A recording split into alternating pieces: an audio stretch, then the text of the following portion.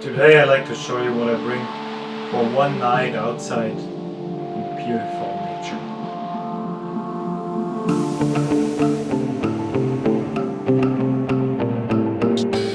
The first thing I take with me is my sleeping bag. Get my sleeping bag nice and compressed. I put it in a waterproof compression bag.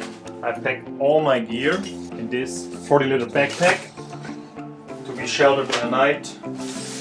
I bring my tarp with a ground sheet from my tent, and to get a good night's sleep I bring my sleeping tent. Then I bring some spare clothes, my hygiene bag, my food, my cooking gear, some spork, small snacks for the trip, my knife and water bottle, and probably most important thing is the first aid kit. And now I show you how I pick it up.